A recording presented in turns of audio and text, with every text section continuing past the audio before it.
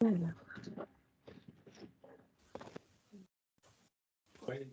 Bonjour à tous, je pense qu'en fait on peut commencer. Essayer dans les sens. Ok, merci. Oui, je pense qu'on peut commencer en fait pour les après pour les autres en fait voilà ça va être enregistré. Si tu Voilà. veux, Alina, moi je fais rentrer les gens pendant Oui, que tu oui. démarres, ce sera plus simple. Parce que sinon, Ouais, tu peux pas être partout. Ok, on commence. Ok, bonjour à tous, bienvenue à ce webinaire qui est consacré à la présentation du marché irlandais. Donc, ce webinaire il est organisé par la Team France Export dans le cadre d'une mission régionale menée par le président de la région, Hervé Morin, qui se tiendra de 22 au 24 juin 2022. Je remercie le bureau Business France à Londres et Dublin qui va nous présenter aujourd'hui les informations sur le marché irlandais ainsi que les opportunités de business à développer dans différents secteurs. Isabelle, si tu peux changer. Oui, juste pour le déroulement, en fait, oui. Ce webinaire va être enregistré afin de vous permettre de regarder un replay. Et si vous avez des questions, vous pouvez les poser en fait dans le chatter ou à la fin de cette présentation-là. Du coup, en fait, ce qui concerne le déroulé de ce webinaire, il y aura une introduction en fait sur le marché et les opportunités, différentes opportunités dans le secteur porteur, à savoir agrotech, art de vivre, santé et services innovants, ainsi qu'industrie et technologie. Et je vais intervenir en fait à la fin de cette présentation afin de vous présenter la mission régionale et vous expliquer le déroulement en fait de cette mission. Je passe la parole à Christine qui va vous présenter. Merci beaucoup, Alina. Merci. Donc, bonjour à tous et aussi bienvenue dans ce webinaire. Donc, juste pour information, je m'appelle Christine Denial-Spicer. Je travaille au sein du bureau de Business France à Dublin depuis 17 ans. Je vais commencer par vous présenter la Team France Export et après, ce sera plus l'environnement économique irlandais. Donc, tout d'abord, la Team France Export, elle est dédiée à la réussite des entreprises françaises à l'international. C'est le service public de l'export qui unit les forces de Business France, BPI France, les chambres de commerce et d'industrie et des régions de France. Donc, au total, on a plus de 1000 conseillers en France et à l'étranger. Et sinon, dans la zone Royaume-Uni-Irlande, les bureaux de Business France sont sous la direction de Madame Géraldine Philippi. Donc, nous sommes 25 experts à l'export, dont 4 personnes installées au bureau de Dublin et 7 experts de l'investissement en France basés à Londres. Voilà pour cette petite présentation de la Team France. Sur la prochaine slide, s'il te plaît, Isabelle, merci. Je vais vous présenter plus l'environnement économique irlandais. Donc, le pays est membre de l'Union européenne depuis 1973. L'Irlande fait partie de la zone euro sans toutefois avoir signé les accords de Schengen. La langue officielle, bien sûr, l'anglais et l'irlandais qu'on appelle le gaélique. Alors, pour information, le français est la première langue étrangère enseignée. Donc, c'est pour ça que vous allez entendre beaucoup d'Irlandais, enfin, faire attention, je dirais, quand on parle français, parce que beaucoup d'Irlandais comprennent le français, parce que c'est la première langue. Sinon, la population irlandaise a dépassé le seuil des 5 millions d'habitants et il y a un recensement qui va se dérouler là dans quelques semaines, ici en Irlande. Donc, je pense qu'ils vont vraiment dépasser plus de 5 millions d'eux. Leur taux de natalité est le plus élevé d'Europe et sa population est également la plus jeune avec 33,30% de moins de 25 ans. Très, très jeune. Dans le pays, sinon, l'Irlande possède une fiscalité attractive avec un corporate tax de 12,5, attirant de nombreux investissements étrangers, principalement des États-Unis, et qui utilise le pays en fait comme plateforme d'exportation européenne ou comme siège social. Donc, beaucoup d'entreprises américaines installées dans le pays, comme les GAFA, etc. Et mes collègues en parleront plus dans les prochaines slides. Sinon, l'activité économique irlandaise, elle est plus concentrée dans la capitale puisqu'elle représente en effet la moitié du PIB du pays avec 49%. Donc, tout se déroule autour de Dublin et après, ce sont les autres grandes villes, Waterford, Galway et Cork, qui sont les principales grandes villes en région. Et des informations concernant la Banque centrale. L'économie irlandaise va connaître un essor considérable au cours des trois prochaines années. Et il y a 3 points qui sont mis en avant, comme j'ai mentionné dans la slide. Des dépenses de consommation importantes sont prévues. Le budget devrait être excédentaire en 2023, soit 2 ans plus tôt que prévu. Et la croissance devrait atteindre une moyenne de 6,5% par an jusqu'en 2024. C'est vraiment très, très prometteur. Donc voilà pour une vue générale du pays. On va passer sur la deuxième slide, s'il te plaît, Isabelle. Merci. Donc sur cette slide, ce sera plus des informations sur les échanges commerciaux bilatéraux entre la France et aussi je donnerai quelques informations sur les clés, je dirais, les clés d'entrée sur le marché irlandais. Donc, au niveau des relations bilatérales, l'Irlande est le 14e fournisseur de la France et la France est le 3e fournisseur de l'Irlande. Dans le pays, nous avons environ, c'est un petit peu difficile de les lister, mais on a 382 entreprises françaises implantées dans le pays, comme exemple Sanofi, Pernod Ricard, Transdev, Sodexo, Veolia ou encore BNP Paribas. Et ce qui fait en fait de la France le 4e investisseur en Irlande. Sinon, dans le tableau des indicateurs économiques, donc les derniers chiffres, c'est 2020. Hein. On n'a pas encore tout à fait les informations pour 2021. C'est en cours par le Central Statistic Office ici en Irlande. Alors, dans ce tableau, vous pouvez voir peut-être au niveau du PIB que la population irlandaise a un fort pouvoir d'achat. En fait, selon les derniers chiffres de la World Bank, le PIB par habitant en 2020 était de 74 795 € contre 33 958 € pour la France. Donc, une grande différence à ce niveau-là. Donc, un pays très, très riche, et ça, il ne faut pas l'oublier. Et aussi, en comparaison aussi avec le Royaume-Uni, si je puis me permettre, le Royaume-Uni est autour de 40 000 € au niveau du PIB. Donc, aussi, donc l'Irlande est vraiment au top, si je puis dire, à ce niveau-là. Alors, maintenant, je vais parler des clés d'entrée sur le pays. Sur le marché irlandais, donc quelques exemples que nous avons mentionnés sur cette présentation. Donc, une maîtrise de la langue anglaise est indispensable, ainsi qu'un site internet, les brochures en anglais. Ça, il faut absolument tout avoir en anglais pour pouvoir entrer dans le marché. Au niveau des entretiens ou correspondances, alors, il faut être très clair. Aller droit au but, ça c'est très important. Au niveau français, on a l'habitude de faire des emails qui sont très très longs ou autres. Là, ici en Irlande, un conseil, faites-le très clair, allez droit au but. Après, bien sûr, assurer un suivi immédiat des contacts pris, être persévérant comme tout dans tous les pays. Il faut suivre les entreprises, relancer un email, etc. Donc là, il faut être vraiment très, très persévérant. Même nous, au sein du bureau, on est un petit peu, on harcèle un petit peu les Irlandais parce que parfois, ils ne répondent pas tout de suite. Donc voilà. Et sinon, dans le pays, si vous pouvez avoir un représentant et surtout un distributeur sur place, c'est vivement conseillé, ou alors un VIE pour développer le réseau client et prospects. Et je voudrais faire une petite aparté, enfin un petit rappel rapide sur ce programme VIE, qui est le volontariat international en entreprise. Il permet aux entreprises françaises de confier des missions professionnelles à l'étranger, à des jeunes talents. La période est modulable de 6 à 24 mois. Les missions peuvent être de type commercial, technique, ingénierie, marketing, finance, etc. En fait, c'est vraiment en fonction de ce que vous avez besoin. Et pour information, en Irlande, ils peuvent être logés au sein de la Chambre de commerce franco-irlandaise.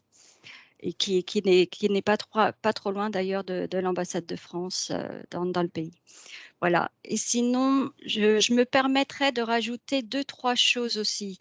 Pendant les rendez-vous, il ne faut pas hésiter à donner vos tarifs. Les Irlandais sont très preneurs du rapport qualité-prix. Donc là, ne pas avoir peur de donner des chiffres tout de suite. C'est, comme je disais tout à l'heure, droit au but. Aussi, ne pas oublier que l'Irlande est un petit pays, donc un pays de réseau. Donc les opportunités passent par le bouche à oreille. Donc tout le monde se connaît. Et aussi, les Irlandais ont énormément de connexions dans le monde et beaucoup de relations, si je puis dire, avec les Britanniques aussi. Donc, à ne pas oublier. C'est une porte d'entrée aussi pour d'autres marchés à l'étranger. J'ai eu le cas dans le passé, j'avais organisé une mission pour une entreprise française. Elle a signé des contrats avec l'Afrique du Sud. Donc, vous voyez, ça n'avait rien à voir avec l'Irlande, mais il y a des possibilités aussi de marché ailleurs en Europe ou ailleurs. Sinon, si je puis dire, ne soyez pas surpris quand vous serez en Irlande. Vos interlocuteurs irlandais vous appelleront par votre prénom. Ça, c'est courant. On dit très rarement Mister quelque chose ou Monsieur un tel. C'est toujours par les prénoms. Et certains rendez-vous, je ne dis pas tous, hein, mais ça peut arriver, certains rendez-vous se dérouleront au pub devant une bonne Guinness. Voilà. Et voilà, donc les Irlandais sont très accueillants, donc vraiment ça se passe très bien. Voilà. Et je rajouterais aussi quelque chose, c'est plus au niveau, pour conclure, hein, une petite remarque sur le Brexit. L'Irlande se tourne de plus en plus vers le continent européen. L'une des conséquences notoires du Brexit est la croissance fulgurante, je dirais, des trafics maritimes de marchandises entre l'Irlande et la France. C'est-à-dire qu'aujourd'hui, on est à 44 traversées hebdomadaires contre 7 en 2021. Et ça va se développer encore puisqu'il y a plusieurs ports français qui veulent développer d'autres lignes entre les deux pays. Et aussi, le nouveau slogan de la France envers l'Irlande est devenu The Closest EU Neighbour, soit le voisin le plus proche dans l'Union européenne. Ce slogan est utilisé par l'ambassade de France, l'ambassadeur lui-même et toute entreprise française en Irlande. Donc n'hésitez pas à l'utiliser. Entre guillemets, il est gratuit. Tout le monde peut utiliser ce slogan. Donc c'est un avantage aussi pour nous. On a une très belle image. Les Français ont une très belle image dans le pays. Et pour finir, je dirais que la Normandie, de par sa position géographique, est donc en première ligne et a une chance à saisir pour travailler avec l'Irlande. Donc voilà un petit peu pour cette présentation rapide. Je reste bien sûr à votre disposition. Je vous remercie pour votre attention, puis je passe maintenant la parole aux chefs de pôle sectoriels qui vont vous détailler les belles opportunités sur le marché irlandais. Merci bien. Merci Christine. Alors, si on fait un petit focus sur le secteur agrotech, donc qui couvre tous les produits agroalimentaires, qu'ils soient solides ou liquides, et les équipements destinés à l'agriculture et à l'industrie agroalimentaire. Le premier élément structurant, c'est que la France est le cinquième fournisseur agroalimentaire de l'Irlande. Donc, on a vraiment des relations qui sont déjà très fortes et très serrées entre la France et l'Irlande. Comme le disait très bien Christine, on a une population jeune, aisée. Il y a beaucoup d'Européens à Dublin et donc une population qui est de fait déjà très ouverte aux produits européens et français en particulier. Les Irlandais ont une forte appétence pour les produits français et notamment l'Irlande est une destination touristique, la France pardon, est une destination touristique très classique des Irlandais. Les Irlandais aiment découvrir des produits en France quand ils vont en vacances, des produits alimentaires, des vins, des spiritueux et aiment aussi les retrouver chez eux quand ils rentrent à la maison. Donc, c'est aussi un gros avantage pour l'agroalimentaire français. On est sur un marché qui est mature et concurrentiel, donc qui globalement a déjà un peu tout ce dont il a besoin. Donc, côté agroalimentaire, le pays est surtout en recherche d'innovation. Comme le disait Christine, ça se retrouve aussi sur l'agroalimentaire, des produits innovants qui peuvent répondre aux nouvelles tendances de consommation qu'on va étudier dans une minute. Enfin, en termes de circuit de distribution sur l'agroalimentaire, on a une grande distribution qui est très puissante avec notamment les enseignes Tesco et Dunnes Store. On a un circuit RHF qui est vitrine, qui permet à des produits de qualité de trouver leur clientèle. Et même si le e-commerce et les livraisons à domicile ne sont pas encore aussi développées que chez leurs voisins britanniques, elles sont en forte progression côté irlandais. Donc, si on passe à la slide suivante, on va regarder un peu les grandes tendances structurantes du marché agroalimentaire qu'on va étudier un peu plus en détail. La première, ce sera la recherche de valeur. Ensuite, une consommation qui tend à devenir plus éthique et éco-responsable, avec de façon liée aussi une recherche de produits santé et bien-être. On prend de plus en plus soin de sa santé dans ce qu'on consomme. On cherche la facilité et la simplicité. On verra que les Irlandais aiment snacker et aiment se faciliter la vie aussi quand ils cuisinent.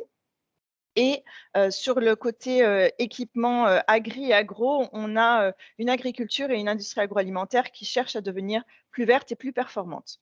Donc, si on rentre dans le détail de chaque tendance, la première, c'est la recherche de valeur. On peut effectivement passer à la slide suivante. Merci beaucoup. On parle de foodies exigeants. Les Irlandais sont en recherche de produits premium. Alors, premium, ce n'est pas simplement plus cher, il faut toujours justifier le prix supérieur. Les produits agroalimentaires français ont une image de produits qualitatifs d'emblée, donc ça, c'est un gros atout pour la France, mais il faut toujours être capable de justifier son prix, notamment auprès des acheteurs. Je le disais, on est sur un pays qui recherche de l'innovation. Alors, sur les produits agroalimentaires, l'innovation, ça passe par des nouvelles saveurs, des nouvelles recettes, des textures, aussi des bienfaits pour la santé. On aime les produits authentiques. On parle beaucoup de storytelling, parler de l'histoire de vos produits, d'où vient votre entreprise, quelle est votre histoire, qu'est-ce qui fait que de vos produits des produits différents et authentiques. Et on aime aussi les produits artisanaux. Et ça passe aussi par les spécialités régionales. Donc, les Irlandais aiment les produits traditionnels français, le savoir-faire français, que ce soit sur les secteurs des fromages, de la charcuterie, de la BVP.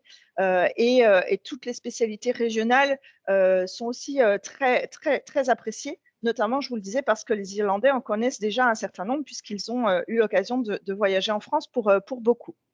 La deuxième tendance, sur la slide suivante, c'est la tendance d'une évolution vers une consommation agroalimentaire plus éthique et plus éco-responsable. Alors, par quoi est-ce que ça passe? Déjà par la très forte croissance de la consommation de produits bio. Alors, quand je dis très forte croissance, il faut savoir qu'on parle d'un niveau beaucoup plus bas que celui de la France.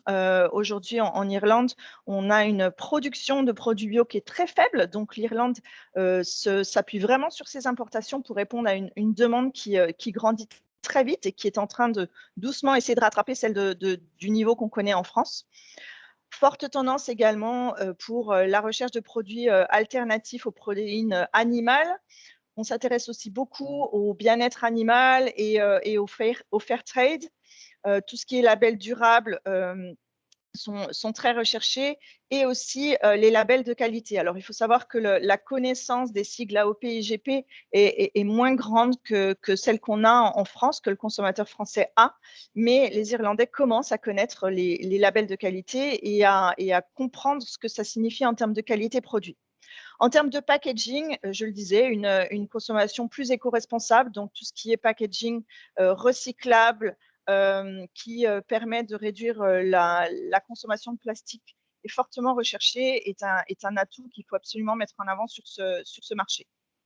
Si on passe à la tendance suivante, sur la slide suivante, c'est la tendance de la santé et du bien-être. On cherche de plus en plus à avoir une alimentation qui fait du bien. Alors, les Irlandais sont aussi très gourmands. On aime les produits BVP, les croissants français, les biscuits, bien sûr, mais on cherche aussi dans son quotidien à manger moins de viande, à consommer moins de viande, même si l'Irlande étant un produit, un marché d'élevage, on a encore une production et une consommation de produits laitiers et viande très développée. Mais on parle aussi de végétariens et de véganes à temps partiel, c'est-à-dire que beaucoup de consommateurs ne sont pas véganes ou végétariens, mais plusieurs fois par semaine choisissent de consommer vegan ou végétarien. Grande tendance pour les produits sans allergènes, ce qu'on appelle free from, donc sans lactose, sans glucose, sans gluten.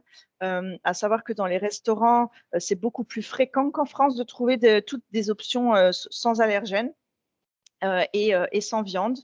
On est aussi très ouvert aux allégations fonctionnelles des produits agroalimentaires, donc enrichis en protéines, tout ce qui est superfood, tout ce qui est meilleur pour la santé, notamment pour les enfants. On fait très attention, les Irlandais font très attention à l'alimentation de leurs enfants, et au clean labeling de façon générale, donc tous les produits qui peuvent revendiquer d'être moins transformés, moins industriels et avec moins d'additifs. Tendance suivante, qui est aussi structurante sur le marché, c'est la tendance de la facilité et de la simplicité. Les Irlandais, comme leurs voisins britanniques, sont les rois du snacking et du préparé. Donc, plat préparé, ça passe de tous les stades de préparation. On est sur des légumes prédécoupés, des plats qui sont pré-cuits, des plats pré-cuisinés ou même tout simplement cuisinés. Les Irlandais consomment aussi beaucoup sur le pouce, donc des snacks sucrés, salés, gourmands ou santé. On trouve vraiment tout, mais vraiment tout ce qui peut permettre aux Irlandais de manger, comme on appelle on the go, sur le pouce, en se déplaçant, est très apprécié et très recherché. Et enfin, bien sûr, je le disais, les plats préparés, puisque les Irlandais, comme tous les autres peuples, ont retrouvé le plaisir de cuisiner plus à la maison pendant le Covid, pendant la crise sanitaire, mais ils sont néanmoins très avides de tout ce qui leur fait gagner du temps en cuisine. Dernière tendance, côté équipement, agro, on est bien sûr dans une période de redéfinition de la politique agricole commune en Europe, et puis bien sûr dans un monde où tous les pays ont pour ambition de réduire leur impact sur l'environnement et leur empreinte carbone. Donc, ça se traduit bien sûr dans toutes les solutions et équipements à destination de l'agriculture et de l'industrie agroalimentaire. Donc, tout ce qui peut permettre de réduire l'empreinte carbone, de respecter la biodiversité, de l'alimentation animale pour le bio, par exemple. En termes d'agtech, on cherche à réduire tous les entrants chimiques, réduire la main-d'œuvre, automatiser. On a aussi une agriculture qui est vieillissante et qui cherche à attirer des jeunes travailleurs. Donc, tout ce qui peut aider à réduire la pénibilité du travail dans l'agriculture est recherché en Irlande, et tout ce qui peut aussi permettre de mieux gérer les exploitations. Côté industrie agroalimentaire, on a une industrie qui est déjà performante, même si elle est moins développée en dehors de la filière laitière sur les autres secteurs. On a une industrie agroalimentaire qui cherche à gagner en rentabilité, en rapidité, à gagner en sécurité alimentaire et bien sûr réduire les déchets, le gaspillage, l'impact énergétique et à gagner encore en productivité. Donc voilà, toutes les solutions qui peuvent rendre l'industrie agroalimentaire et l'agriculture plus performantes et plus vertes sont vraiment recherchées en Irlande. Voilà pour ce petit tour d'horizon très rapide des opportunités sur le secteur agroalimentaire. Je passe maintenant la parole à Edoldi Genzi, qui est chef de pôle des secteurs art de vivre, santé et services innovants. Merci beaucoup pour votre attention. Merci Pauline et bonjour à tous. L'équipe Art de Vivre Santé et Services Innovants, c'est une équipe qui est composée de 8 experts sectoriels et géographiques qui vont couvrir l'ensemble des biens de consommation et des services qui y sont liés. On va parler effectivement de santé, de biotech, de bien-être, de mode, d'habitat décoration, de sport, mais aussi de tout ce qui va être lié à la distribution, retail, e-commerce, franchise, la culture et les industries culturelles, mais ça peut aussi couvrir tout ce qui est tech et tech, mais que pour nommer les plus grands. Mais effectivement, pour rentrer dans le cœur de la discussion, ce qui est lié à la distribution, c'est aussi ce qui est lié aux biens de consommation. Donc, les deux sont très liés et on peut voir que les biens de consommation ont été fortement impactés par la crise du Covid qu'on a pu avoir en 2020 et 2021, qui a redéfini les priorités d'achat des consommateurs et a challengé le retail à se réinventer. Donc, c'est pour ça qu'aujourd'hui, on peut voir qu'il est en pleine mutation, notamment en Irlande, où la Covid a finalement accélérer la transition de l'activité vers la vente en ligne, non seulement en termes de pénétration des consommateurs, mais aussi en ce qui concerne le nombre de concurrents qui existent sur ce canal qui a enregistré un véritable boom, parce que c'est 27,6% en termes de chiffre d'affaires supplémentaires qui ont été réalisés sur le e-commerce, ne serait-ce que sur l'année 2020. On a vu effectivement de nombreux commerçants physiques qui se sont développés pour la première fois sur ces plateformes de vente en ligne ou investir dans l'amélioration de leurs capacités existantes dans ce domaine. Néanmoins, cet accompagnement s'est accompagné finalement d'incentives au niveau du gouvernement. Enterprise Ireland offrait effectivement des subventions aux entreprises pour tout ce qui était formation de la main-d'œuvre ou embaucher des services externes pour aider les entreprises à créer une présence en ligne. Il faut savoir vraiment que l'Irlande est un des pays européens qui a eu en fait les restrictions et les fermetures les plus longues et les plus strictes qu'il y a eu en Europe. Et c'est pour ça qu'il était primordial sur ce marché où le e-commerce était peu développé, de pouvoir avoir ces incentives auprès des commerçants pour pouvoir vraiment booster l'économie sur ce moment clé. On peut voir effectivement que l'e-commerce sur le segment alimentaire a été de loin le plus dynamique, avec la croissance en valeur qui a été la plus importante. Mais les autres catégories, telles que la mode, surtout les vêtements et la partie chaussures, les cosmétiques, les produits de soins, la partie électronique grand public, électroménager et aussi tous les produits de rénovation et de jardinage ont été fortement en demande sur le e-commerce. Et c'est surtout sur ces créneaux-là qu'on peut voir qu'il y a eu du développement qui a été fait en ligne. Le passage donc, qui est soudain sur l'e-commerce a évidemment favorisé les opérateurs d'e-commerce pure player comme Amazon et les grandes chaînes de magasins à se doter de plateformes de vente marketing bien développées. Cependant, il faut bien noter que les magasins non essentiels, dès qu'ils ont été autorisés à réouvrir, les paiements en ligne ont chuté drastiquement. Donc, ça veut suggérer que le e-commerce, certes, effectivement, se développe sur l'Irlande, mais que les Irlandais sont quand même très fortement consommateurs dans le physique, qui reste à 80%, 85% la destination principale en termes de consommation en Irlande. Pour faire un peu ce parallèle aussi avec finalement les consommateurs irlandais, comme pu le dire Christine et Pauline, le consommateur irlandais, il est jeune et il a un fort pouvoir d'achat. Vu qu'il est jeune, il va être aussi beaucoup plus sensible à tout ce qui va être nouveauté. Il est connecté, il est influencé. C'est pour ça que sur la partie des biens de consommation, tout ce qui va être marketing est très important pour pouvoir pénétrer le marché irlandais.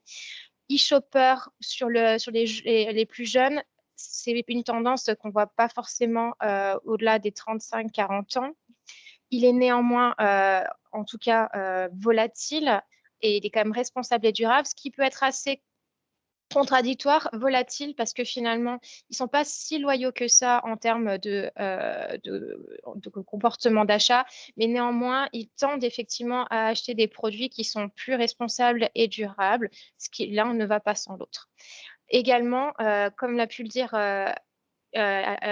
Christine, les Irlandais parlent français parce que c'est la première langue qu'ils apprennent. Ils sont très francophiles et c'est aussi un très bon point pour nous sur nos produits de biens de consommation parce que finalement, ils sont très appréciés et ils sont déjà bien intégrés dans leurs imaginaires et en tout cas bien représentés sur le pays.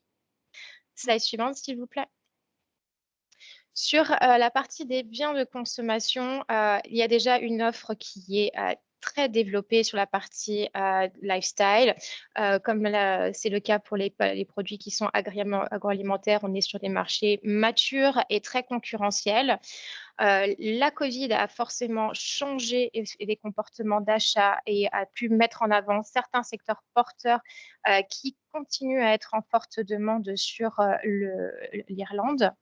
L'habitat décoration, donc il y a eu pas mal de changements qui se sont opérés sur les derniers mois avec le télétravail qui montre que les Irlandais vont passer plus de temps chez eux et qui vont forcément investir un peu plus dans leurs intérieurs qu'ils ne le faisaient auparavant.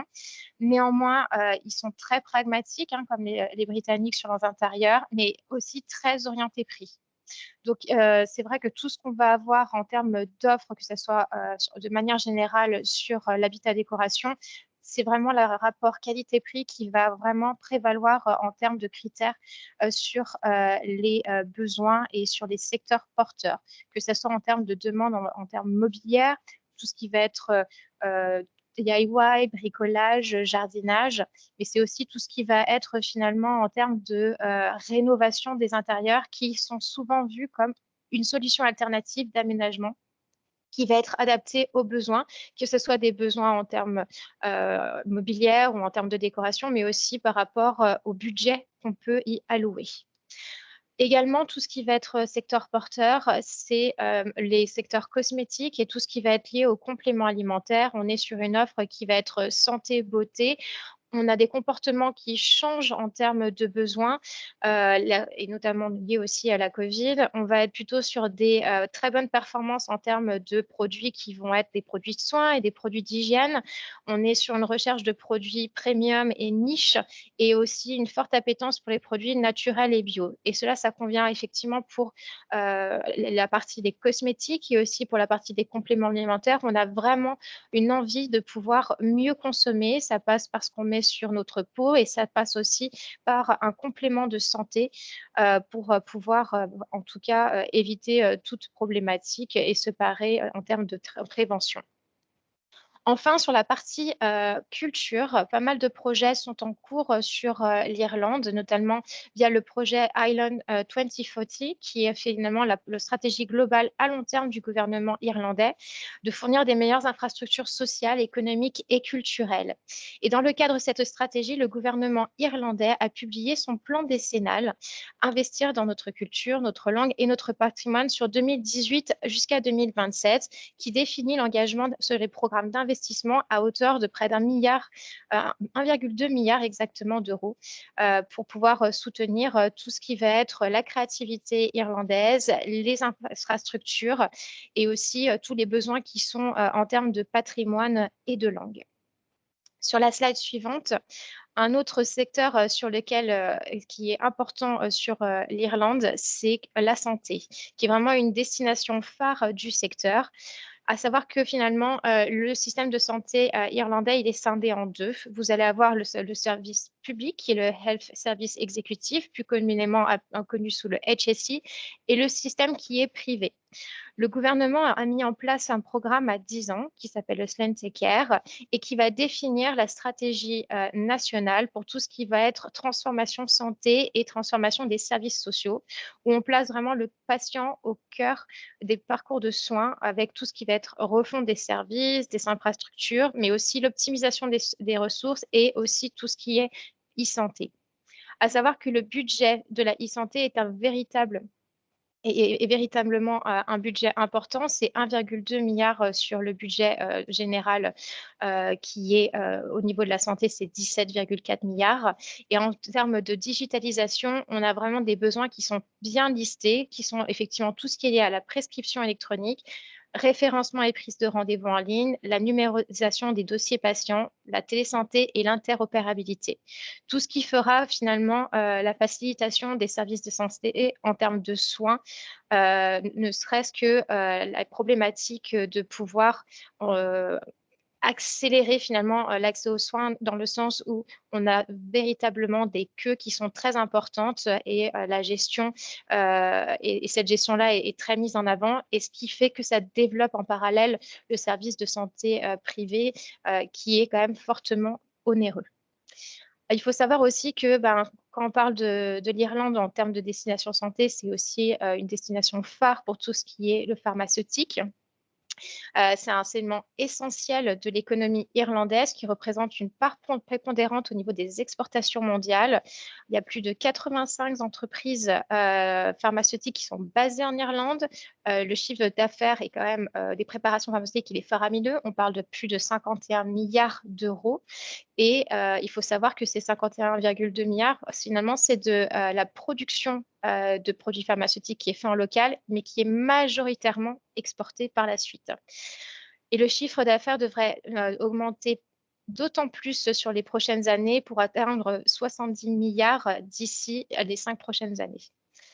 Enfin, l'industrie des dispositifs médicaux représente un moteur essentiel de l'économie irlandaise. C'est un des 5 hubs qui est reconnu dans ce secteur-là et ils ont 9 des 10 leaders mondiaux. C'est 450 entreprises qui sont sur le territoire national, essentiellement des PME, et ils fabriquent essentiellement tout ce qui va être lié au cardiovasculaire, orthopédique et diagnostic. Donc, c'est vrai qu'ils sont très, très bien armés sur ces secteurs-là. Des partenariats peuvent être faits, mais en tout cas, en termes de demande, c'est difficile de pouvoir les challenger, en tout cas sur ces 3 grands secteurs. Donc voilà pour vous donner un peu un panorama des secteurs porteurs sur l'Irlande dans tout ce qui est consommation, services associés. Je laisse la parole à Isabelle Thibérinck, chef de pôle de l'équipe Industrie et Technologie. Merci. Merci beaucoup, Élodie. Bonjour, je suis Isabelle Thibérinck. J'ai le plaisir de piloter l'équipe Industrie et Technologie, donc qui est constituée de 6 conseillers export. Et je vais vous parler des opportunités existantes sur le marché irlandais en 3 grandes parties. Je commencerai par les infrastructures et le bâtiment, l'énergie et l'environnement, puis l'aérospatiale et la tech. Alors, désolée, je fais défiler. Donc, dans le cadre du Renew National Development Plan de 2021-2030, le gouvernement irlandais a annoncé un montant record de 165 milliards d'euros pour divers projets d'infrastructure d'ici 2030. Sachez que c'est une augmentation de 42% par rapport au plan qui existait. Et c'est un plan qui est grandement attendu puisque l'Irlande commence à souffrir d'une croissance de la population rapide après une décennie de sous-investissement dans le secteur. Par exemple, l'Irlande dispose du 5e réseau routier de l'Union européenne le plus dense. Et donc le TII, qui est le Transport Island Infrastructure, je vais répéter plusieurs fois le TII, donc vous pouvez bien le retenir, c'est l'organisme qui est en charge de la planification, de la conception, de la construction des routes nationales individuelles, mais aussi du réseau ferroviaire léger en collaboration avec les autorités locales concernées. En 2022, cet organisme s'est vu confier la responsabilité des voies vertes, pour lequel un financement d'environ 60 millions d'euros a été alloué, donc avec 40 projets de voies vertes à travers le pays. Le réseau ferré est, lui, assez insuffisant à cause d'avoir privilégié plutôt les routes. Mais il y a de nombreux projets qui sont lancés, donc notamment le Metrolink, qui s'inspire de Barcelone et de Copenhague en intégrant l'ensemble des infrastructures de transport de Dublin par le métro, afin de lier le centre-ville, la périphérie nord, en passant par l'aéroport de Dublin. Le projet a eu de multiples controverses. Il y a une consultation publique qui a été lancée en 2018, mais aujourd'hui, c'est considéré comme un projet prioritaire, justement pour lutter contre les enjeux climatiques. On a de nombreuses entreprises françaises qui sont impliquées dans tout ce qui est développement des transports urbains, notamment par rapport à l'UAS. Alstom s'occupe de l'approvisionnement et de la maintenance des tramways, et Transdev qui s'occupe de la partie exploitation pour le compte de TII. C'est un partenariat franco-irlandais qui devrait durer dans le temps, puisque Transdev a remporté en 2019 le contrat de maintenance et d'exploitation de l'UAS pour une durée de 6 ans. Le DART, qui est un peu l'équivalent du RER, connaît une expansion et de la même façon, Alstom a remporté un contrat 4 de 10 ans pour un total de 750 rames destinées au réseau. Il y a également une première commande ferme de 318 millions d'euros pour 19 trains hybrides électriques. Donc c'est vraiment un contrat qui constitue un accord historique dans l'histoire des transports publics irlandais. Également le développement de Bus Connect avec un réseau de bus repensé et des infrastructures plus connectées à Dublin, Cork et Galway. On a le souhait du gouvernement irlandais d'augmenter l'utilisation du réseau pour le fret et également une connexion avec les ports irlandais directement. Donc, comme l'a dit tout à l'heure Christine, on a en fait une forte augmentation du trafic entre l'Irlande et la France. Donc ça, c'est vraiment quelque chose qui va vraiment impacter en fait les infrastructures irlandaises, puisqu'il y a une volonté de développer les ports en ayant des meilleures infrastructures, plus connectées, améliorer aussi tout l'environnement économique et environnemental, et tout ce qui est sécurité et les projets dans tout ce qui est environnement et énergie durable. Je ne voulais rien vous apprendre en vous disant que l'Irlande est une île. Néanmoins, c'est en fait un pays qui a des eaux territoriales qui sont 10 fois plus grandes que l'espace terrestre. Et à savoir qu'en 2026, ce sera le premier pays au monde à avoir scanné l'ensemble de son espace marin pour obtenir un maximum de données et se préparer à tout ce qui est inondations, tempêtes, etc. et beaucoup plus anticipé. Pour ce qui est du second œuvre, le gouvernement a une politique ambitieuse en matière d'efficacité énergétique du parc immobilier. Donc, son objectif, c'est de rénover 500 000 bâtiments peu performants d'ici 2030 et de rénover 1,5 million de logements résidentiels d'ici 2040. Pour ce qui est de l'énergie et de l'environnement, donc l'Irlande s'est engagée à réduire les émissions carbone de 40% d'ici 2030. Donc dans ce cadre-là, le gouvernement se donne l'objectif de 70% d'électricité renouvelable d'ici 2030. Ainsi, 10 000 gigawatts de production renouvelable supplémentaires devront être développés au cours des prochaines décennies. L'Irlande est déjà au premier rang mondial pour la part d'éolien terrestre dans la production électrique, donc c'est 36,3%. Mais l'éolien offshore va devenir une composante essentielle du mix énergétique irlandais et vise à porter sa capacité éolienne offshore à 5 gigawatts d'ici 2030. Aujourd'hui, le seul parc éolien offshore est situé à Arklobank, d'ailleurs qu'on va proposer de visiter dans le cadre d'une mission French Offshore Wind Energy Tour. Et ce parc est en plein boom, en plein développement. Au-delà de ça, on compte vraiment 23 projets en cours dans l'éolien offshore irlandais. Pour ce qui est du réseau électrique, en août 2021, le gestionnaire du réseau national a officiellement déposé sa demande de permis de construire pour le Celtic Interconnector avec son homologue français RTE. Donc, cette connexion électrique sous-marine en courant continu de 600 km et d'une capacité de 700 MW reliant la côte de l'Irlande à la Bretagne pour avoir le jour d'ici 2025. Enfin, on l'a mentionné tout à l'heure pour tout ce qui est packaging, 55% des déchets doivent être recyclables en 2025. Pourtant, l'Irlande est un pays qui produit le plus de déchets plastiques, avec un taux de recyclage très faible, soit 28%. Donc, c'est 41% dans l'Union européenne. Donc, vous voyez qu'il y a une forte différence et beaucoup d'efforts à produire.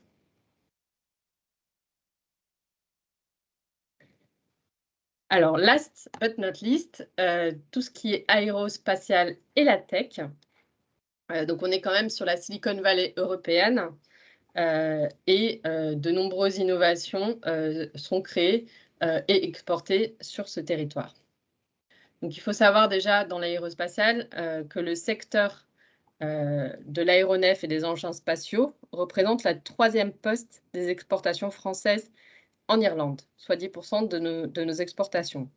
Donc, on enregistre une hausse de 69% entre 2009 et 2021, et c'est le secteur qui contribue le plus à la hausse des exportations françaises, soit 4 points de pourcentage.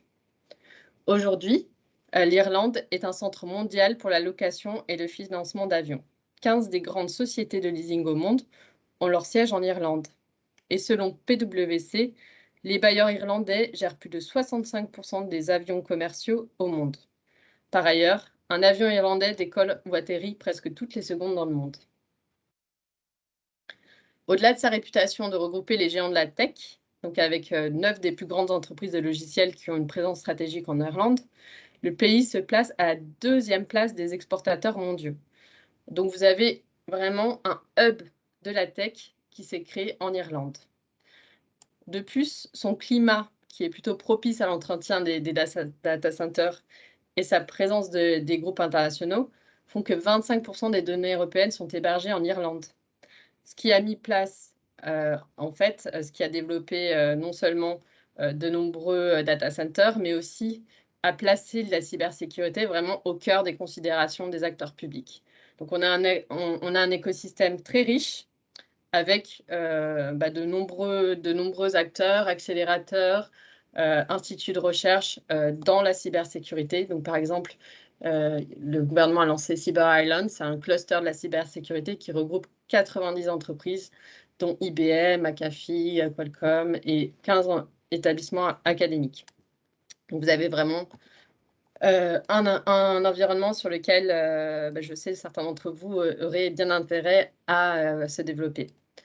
Enfin, l'intelligence artificielle qui fait partie en fait des secteurs clés et prioritaires de la tech en Irlande. Donc, le ministre d'État Robert Troy a exposé sa vision pour le pays et souhaite en fait devenir un leader dans l'utilisation de l'intelligence artificielle éthique et responsable. Donc, selon les données compilées par Expleo pour son rapport Business Transformation Index 2020,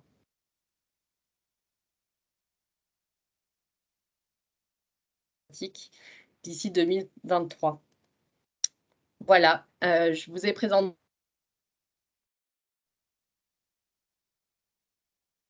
questions sur la partie sectorielle. N'hésitez pas. Autrement, je vais repasser la parole à Alina. Merci Isabelle, merci à tous pour vos informations. Donc, dans le cadre de son souhait de développer en fait davantage les relations économiques entre l'Irlande et la Normandie, la région, en partenariat avec Team France Export, vous propose prospecter le marché irlandais selon vos besoins. C'est pour ça, en fait, aujourd'hui, on vous présente la mission Irlande qui va se dérouler du 22 au 24 juin 2022. Sur le slide suivant, vous pouvez voir le planning avec quelques dates clés à retenir. Donc, en fait, la mission, il s'agit de la mission avec les délégations menées par la région et le président de la région Normandie, Hervé Morin. Mais on propose aussi une option de prospecter ce marché avec les rendez-vous B2B sur place. Donc, vous pouvez voir qu'il y a 2 dates de limite d'inscription. Le 8 avril pour ceux qui vont opter pour l'option rendez-vous B2B et le 28 mai, la date limite d'inscription sans rendez-vous B2B, juste pour la participation de délégation, déplacement. Donc, ce qui concerne la mission de prospection et le déroulé en fait de cette mission, donc il y a un point conseil qui est organisé avec le conseiller référent et le bureau Business France pour étudier la faisabilité de votre projet et de vous donner en fait toutes les opportunités et évaluer votre potentiel. Une fois vous avez cette information, vous pouvez prendre votre décision de s'inscrire ou pas. Après l'inscription, vous passez en fait les étapes. Donc, il y a le premier étape, c'est identification des cibles et qualification de l'intérêt de prospect. Donc, le ciblage, il est sur mesure et vraiment on répond en fait à vos besoins. Donc, c'est vraiment le travail ensemble entre vous et le bureau pour vraiment répondre à vos besoins. Une fois en fait cette étape passée, le Business France passe à l'étape suivante, organisation du programme de rendez-vous sur mesure. Et enfin, le déplacement sur place avec les rendez-vous, avec le programme de rendez-vous que vous pouvez suivre en fait. Et à la fin, en fait, il y a le débriefing de la mission avec les conseils adaptés en fait à votre projet. Sur le slide suivant, vous pouvez voir voilà, notre accompagnement qu'on propose. Donc, avant cette mission de prospection, il y a la préparation et accompagnement, notamment sur l'organisation logistique de déplacement. Vous avez en fait validation de potentiel de marché si vous optez pour le programme de rendez-vous. Et bien évidemment, en fait, on vous dirige vers les financements appropriés pour accompagner votre projet. Enfin, sur place, vous avez la délégation institutionnelle menée par Hervé Morin. Vous avez plusieurs sessions collectives qui commencent par le kick-off et après, vous avez aussi l'atelier Doing Business in Ireland. Vous avez aussi les rencontres, pour ceux qui retient l'option de rendez-vous, vous avez les rencontres de prospects ciblés sur mesure. Et enfin, vous avez le dîner networking qui est organisé par Team France Export. Ce qui concerne le budget sur le slide suivant, donc, en fait, voilà, il y a deux options. Il y a l'option mission régionale institutionnelle. Donc, le tarif s'élève à 800 € hors taxes, hors frais logistiques, qui comporte, en fait, voilà, il s'est listé qu'est-ce que contient, en fait, cette participation à la délégation Normandie. Vous avez aussi les soirées Normandie qui est inclus dans ce forfait et le dîner de clôture qui est pris en charge par la région Normandie. Ce qui concerne option de programme de rendez-vous individuel, à ce forfait de 800 €, il faudra ajouter le forfait test sur offre et programme de rendez-vous qui s'élève à 3 900 € hors taxe, qui comporte en fait vraiment le travail sur mesure avec le bureau Business France. Et enfin, pour le programme de rendez-vous, chaque rendez-vous il est valorisé à 325 € hors taxe. Et si le nombre de rendez-vous est égal à 4 ou plus que 4, il y a un forfait fixe de 1 300 € hors taxe.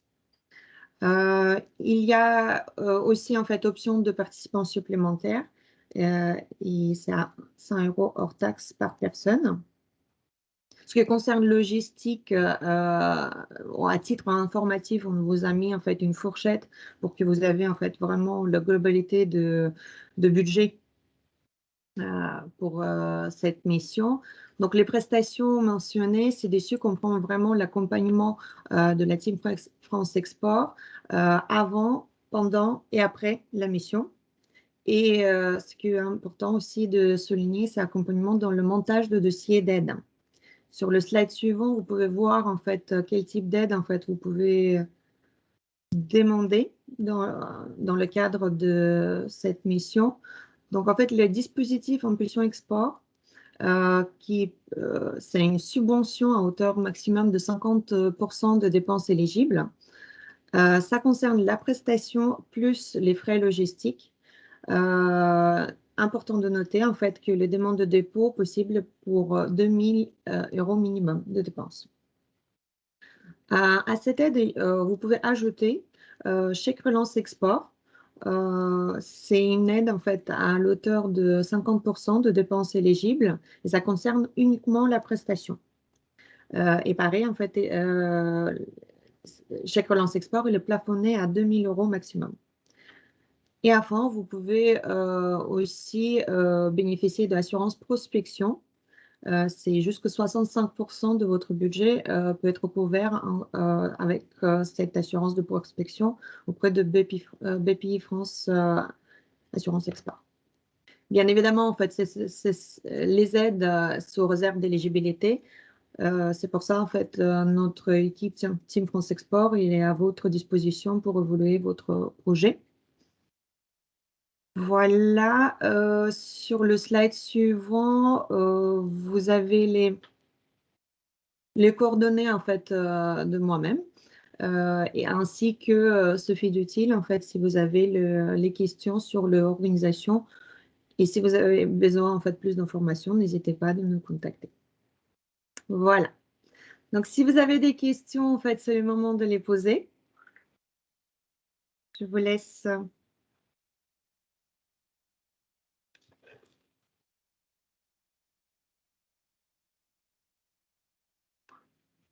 Est-ce que vous avez des questions sur la mission ou sur des secteurs?